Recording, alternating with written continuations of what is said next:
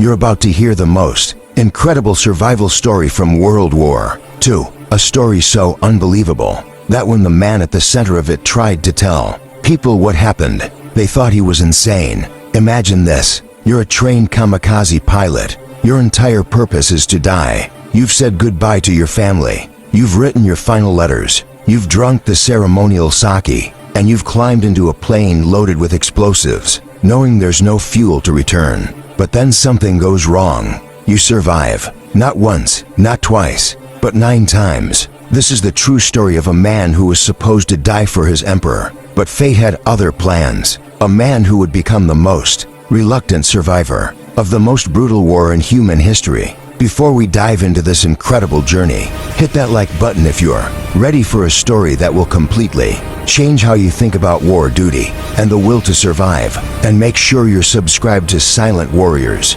because we bring you the untold stories that history almost forgot. Now, let me take you back to 1945. Japan is losing the war, and they're desperate. His name was Setsuo Ishino, and he was just 19 years old when they told him he'd been selected for a special honor. In the spring of 1945, being chosen as a kamikaze pilot was presented as the highest form of service a young man could offer his country.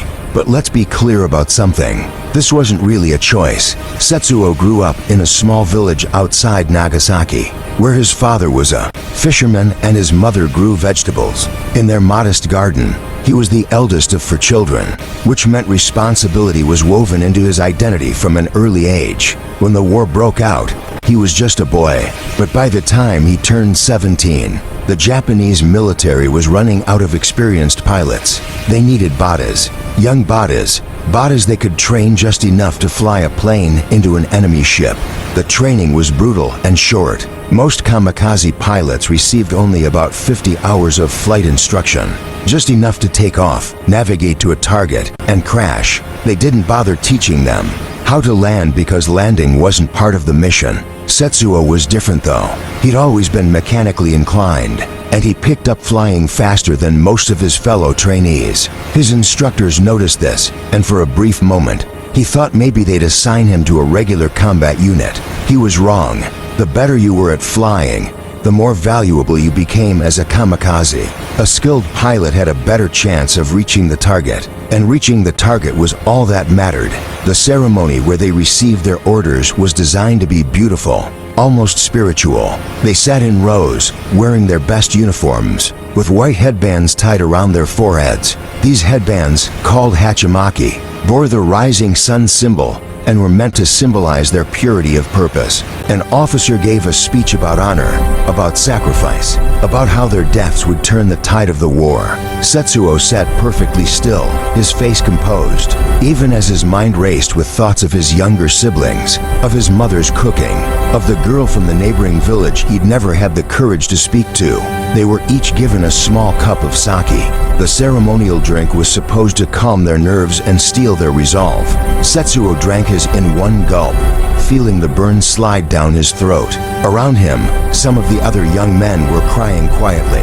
The officers pretended not to notice. That night, Setsuo wrote letters to his family.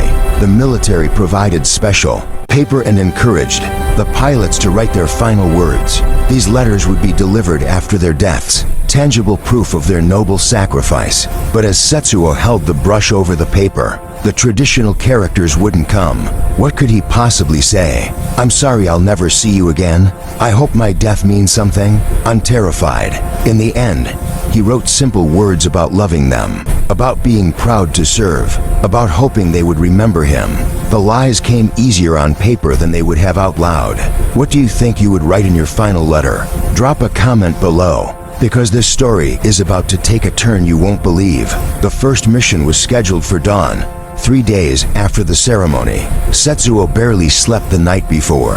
Every time he closed his eyes, he saw his plane diving toward a massive American aircraft carrier, saw the explosion, saw the darkness. At 4:30 a.m., they were awakened and given a breakfast of rice, miso soup, and dried fish. It was meant to be a good meal, a final meal, but Setsuo could barely eat. His stomach was twisted in knots. The walk to the airfield was silent. Around him, the other pilots moved like ghosts, their faces pale in the pre-dawn darkness. Some of them looked almost peaceful, as if they'd made their peace with what was coming.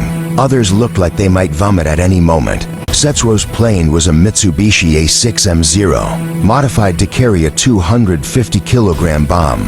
The bomb was painted with messages from the ground crew, words of encouragement, and prayers for his success. He'd been told to think of it not as a weapon, but as his companion in this final journey. The mechanic helped him into the cockpit and showed him one more time how everything worked. It was an odd kindness, this last-minute tutorial, considering Setsuo would only need the knowledge for the next hour or so.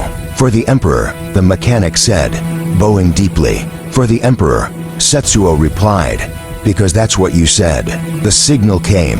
Around him, engines roared to life, a deafening symphony of machines preparing to carry their pilots to death. Setsuo went through the startup sequence, his hands moving automatically through the practiced motions. He pressed the starter. Nothing. He tried again. The engine coughed but didn't catch. A third time. Still nothing. Panic mixed with something else, something he was almost ashamed to identify. Hope. His heart was racing as he signaled to the ground crew. They rushed over, checking connections, examining the engine with increasing frustration. All around him, the other planes were taxiing to the runway. He watched them go, one by one, carrying his fellow pilots toward their destinies. Within minutes, they were just specks in the brightening sky, then nothing at all. The chief mechanic finally straightened up, his face grim. The fuel pump is damaged. We'll need to replace it. How long? Setsuo asked. 2, maybe 3 days. And just like that, Setsuo Ishino had survived his first kamikaze mission without even leaving the ground. He climbed out of the cockpit on shaking legs, unsure whether what he felt was relief or shame. The other pilots and crew members watched him walk away, and he could feel their eyes on his back. In their world, he'd just failed his most important mission. He was supposed to be dead, transformed into a hero of the Empire. Instead, he was walking back to the barracks, still alive, still breathing. That night, word came back about the morning's mission. Of the 12 planes that had taken off, only 3 had reached the American fleet. 1 had scored a direct hit on a destroyer, killing himself and 47 American sailors. The others had been shot down before reaching their targets. 9 young men had died that morning, and they had relatively little to show for it. This was the brutal mathematics of the Kamikaze program: high cost, low efficiency, but it was all Japan had left. Setsuo lay in his bunk that night, staring at the ceiling, thinking about the pilot who'd succeeded. They'd trained together, they'd eaten together that morning, and now one of them was dead and one was still here, kept alive by a faulty fuel pump. The fuel pump was replaced, and 2 days later, Setsuo found himself back in the cockpit. This time, the engine started perfectly. He taxied to the runway, received clearance, and took off into the morning sky. The mission brief was simple: fly east for 90 minutes. Descend to attack altitude when you spot the enemy fleet. Select the largest ship you can find and dive straight into it. The bomb would detonate on impact, and in that moment, Setsuo would become part of history. The flight out was smooth. The morning was clear, and Setsuo could see for miles in every direction. Below him, the Pacific Ocean stretched endlessly, beautiful and indifferent.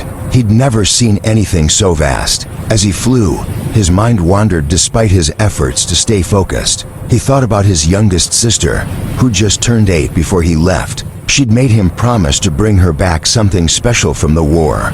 He'd promised, not having the heart to tell her he wouldn't be coming back at all. According to his watch, he was approaching the area where American ships had been spotted the day before. He began his descent, dropping from 15,000 feet to 3,000, his eyes scanning the horizon for the telltale shapes of the enemy fleet. That's when the fog rolled in.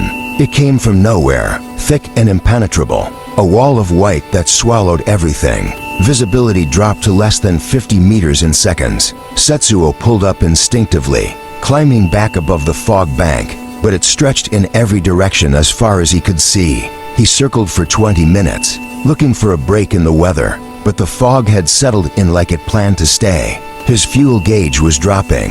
He'd been given just enough fuel for the one-way trip, maybe with a small margin for finding the right target. The mathematics of his situation were becoming clear. If he kept circling, looking for the enemy fleet, he'd run out of fuel and crash into the ocean. If he descended blindly into the fog, he could fly right past the entire fleet and never see them. For the second time, circumstances beyond his control were keeping him from completing his mission. He made the decision that would save his life again.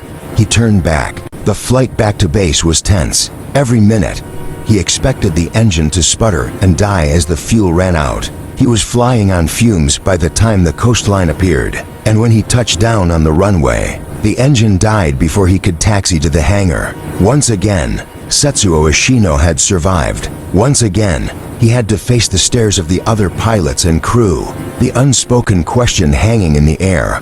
"Why are you still here?" the commanding officer called him in that evening. Setsuo stood at attention, expecting punishment, or at minimum, a stern lecture about duty and honor. Instead, the officer looked tired, deeply, existentially tired. "The weather was bad," the officer said. It wasn't a question. "Yes, sir. Complete fog cover over the target area." The officer nodded slowly. "We received similar reports from the reconnaissance planes. You followed procedure by returning to base."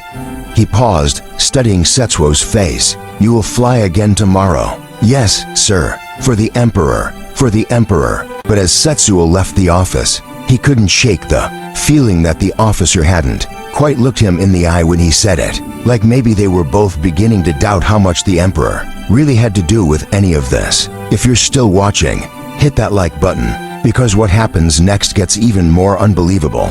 And drop a comment telling me if you think Setsuo is the luckiest or unluckiest man alive, because honestly, I'm still not sure. The next mission came the following morning. This time, the weather was perfect, the plane was in excellent condition, and Setsuo took off with a full complement of fuel. Everything was set for him to complete his mission. 30 minutes into the flight, his radio crackled to life. All kamikaze units were being recalled immediately. American fighters had been spotted in the area, and command didn't want to waste their kamikaze pilots on air-to-air combat. They needed them to reach the ships. Setsuo turned back. Survival number 3. Mission 4 came 2 days later. This time, he made it all the way to the target area. He could see the American fleet spread out below him, dozens of ships arranged in defensive formations. It was time. This was the moment he'd been trained for. He pushed the stick forward, beginning his dive. The altimeter unwound rapidly. 2,000 feet, 1,500, 1,000. The anti-aircraft fire started, black puffs of smoke appearing around his plane like deadly flowers. His target was an aircraft carrier, massive and defiant. At 800 feet, his controls suddenly went stiff. The stick wouldn't respond. Something in the control system had jammed or been damaged by the flak. He was locked in a shallow dive that would take him right past the fleet and into the ocean beyond. He wrestled with the controls, and finally, something gave way. The stick moved again, but now he'd overshot the fleet. His speed and altitude were all wrong for another attack run, and he was taking heavy fire. He made the split-second decision to pull up and escape, rather than crash uselessly into the ocean. He'd failed again, but he was alive. By the time he landed back at base, something had changed. The other pilots had started looking at him differently. Not with contempt, but with something like superstition. He was the pilot who kept coming back. In their minds, he was either blessed by the gods or cursed by them. Maybe both. Mission 5 was perhaps the strangest of all. He took off in the late afternoon with a group of 5 other pilots. They flew in formation toward the target area, maintaining radio silence as instructed. The sun was setting, painting the clouds in shades of orange and red that would have been beautiful under any other circumstances. They were 40 minutes into the flight when the lead pilot's voice crackled over the radio. Navigation error, wrong coordinates, return to base. Someone in command had given them the wrong target location. They'd been flying toward empty ocean. The entire mission was scrubbed before it had really begun. 5 pilots, including Setsuo, flew back to base as the stars began to appear. 5 men who were supposed to die that day, but didn't. The pattern was becoming undeniable. Through mechanical failures, weather problems, tactical decisions, control malfunctions, and human error, Setsuo Ishino kept surviving. Each time, there was a rational explanation. Each time, it was just bad luck or good luck, depending on your perspective. But when it kept happening, again and again, rational explanations started to feel insufficient. His fellow pilots began to whisper that he was protected by something. Some said it was the spirits of his ancestors. Others suggested he'd made a pact with demons. A few thought he was secretly sabotaging his own missions. Though no one could prove it, the truth was simpler and stranger. Sometimes the universe just says no, and for reasons no one could understand. The universe kept saying no to Setsuo Ishino's death. Between missions, life on the base became increasingly surreal for Setsuo. In the traditional Kamikaze program, pilots were treated with immense honor and respect in their final days. They were given the best food available, extra sake, and were generally allowed to do as they pleased. They were, after all, already dead in the eyes of the military. They were ghosts waiting to happen. But what do you do with a ghost who keeps failing to disappear? Setsuo found himself in a strange limbo. He wasn't quite alive in the normal sense because he was still slated for a suicide mission, but he also wasn't successfully dead, which is what he was supposed to be. He existed in between, and that in-between space was deeply uncomfortable for everyone involved. Some of the younger pilots started avoiding him, as if his inability to die might be contagious. Others sought him out, asking him quietly what it felt like to keep surviving, as if he might have some secret they could use when their own time came. The officers didn't know what to make of him either. There was no protocol for this. In the brief, brutal history of the Kamikaze program, pilots either completed their missions successfully or were shot down trying. They didn't keep coming back because of weather problems and mechanical failures. Setsuo's family had already received his farewell letter. They'd already mourned him. He found out later that his mother had built a small shrine in their home with his photograph, and she prayed there every morning for his spirit to find peace. The fact that he was still alive, still flying, still failing to die was information they couldn't easily share. What would he even say? "Sorry, I'm still alive."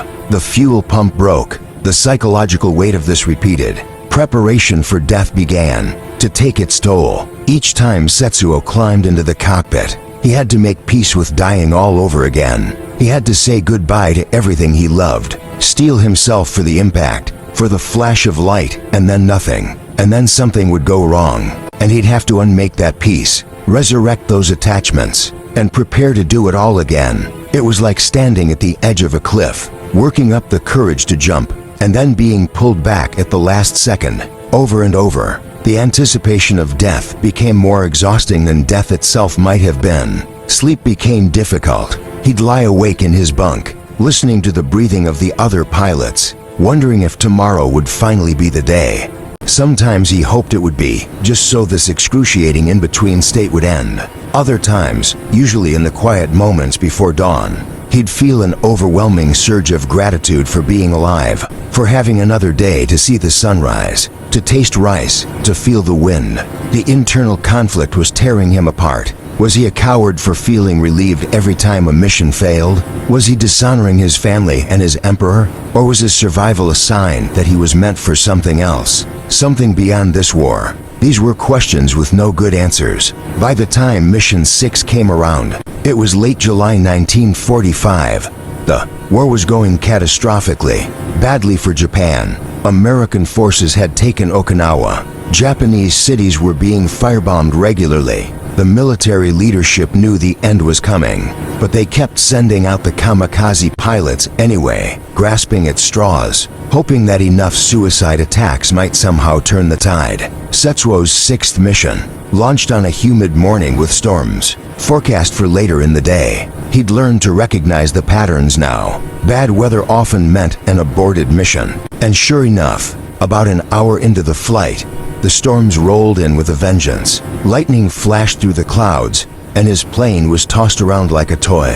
Visibility went to 0. The recall order came through, and Setsuo felt the familiar mix of shame and relief as he turned back toward base. 6 times now. 6 times he'd been given every opportunity to die, and 6 times circumstances had intervened. Mission 7 was different. This time, there was a sense of finality in the air. The Americans were closing in. The base would probably be bombed within days. This might be one of the last kamikaze missions flown from this location. Setsuo went through the pre-flight ritual one more time. The ceremonial sake, the white headband, the final check of the aircraft. His hands were steady now. After so many false starts, he developed a kind of numbness to the whole process. The flight out was smooth. The weather was clear. No mechanical problems arose. The radio stayed silent except for the occasional status check. Everything was going according to plan, which meant this was probably it. This was the day Setsuo Ishino would finally die. He spotted the American fleet right on schedule. He began his approach, descending to attack altitude. The anti-aircraft fire started immediately, but it was lighter than usual. Maybe they were running low on ammunition. Maybe they were getting complacent. Either way, it gave him a clearer path than he'd had before. He selected his target, a destroyer that looked slightly separated from the rest of the formation. Perfect. He angled toward it, began his final dive. The ship grew larger in his windscreen. He could see sailors on the deck, running for cover, pointing up at him. This was it, finally. After all these false starts, after all these near misses, he was going to complete his mission. In about 15 seconds, Setsuo Ishino would cease to exist, and in his place would be a brief, bright explosion and maybe a few paragraphs in a military report. He was at 500 feet when something exploded off to his right. Not his plane, but another kamikaze that had been attacking from a different angle. The explosion was massive, larger than it should have been. The other pilot must have hit something critical, maybe an ammunition storage. The shockwave hit Setsuo's plane like a giant fist, flipping it sideways and sending it spinning out of control. He lost track of which way was up, which way was down. The ocean and sky traded places repeatedly. His seatbelt cut into his shoulders as G-forces threw him around the cockpit. Training took over. He fought with the controls, managed to level out, but now he was flying parallel to the water, barely 50 feet up, all his altitude gone. The fleet was behind him. He'd overshot again. He could try to turn back, but at this altitude and speed, with ships all around him shooting, he'd be cut to pieces before he got close to another target, and his fuel was already low from the violent maneuvering. For the 7th time, Setsuo Ishino made the choice to live. He pushed the throttle forward and flew at wavetop level away from the fleet, jinxing left and right to avoid the tracer fire that followed him. Bullets stitched the water around his plane, but none found their mark. When he finally gained enough altitude to breathe, he looked back at the fleet, already shrinking in the distance. Smoke rose from multiple ships. The battle was continuing without him, and he was still alive. The flight back to base was the longest of his life. He kept expecting his fuel to run out, for the engine to die, for something else to go wrong. But the engine kept running, and eventually the coastline appeared, and he brought his plane in for another landing he'd never been trained to make. This time, when he climbed out of the cockpit, the ground crew chief just stared at him. No words, just a long, searching look that seemed to be trying to understand what kind of man keeps failing to die. Setsuo didn't have an answer for him. Mission 8 was scheduled for August 3, 1945. Setsuo didn't know it, but the war had less than 2 weeks left. The Americans were preparing something unprecedented, something that would change warfare forever. But on that August morning, none of that had happened yet. There was just another mission, another plane, another opportunity to complete the task he'd been assigned months ago. By this point, something had broken inside Setsuo. Not his mind exactly, but his fear. He'd been so afraid for so long. Afraid of dying, afraid of failing, afraid of what people thought of him, that the fear had finally burned itself out. What was left was a kind of hollow acceptance.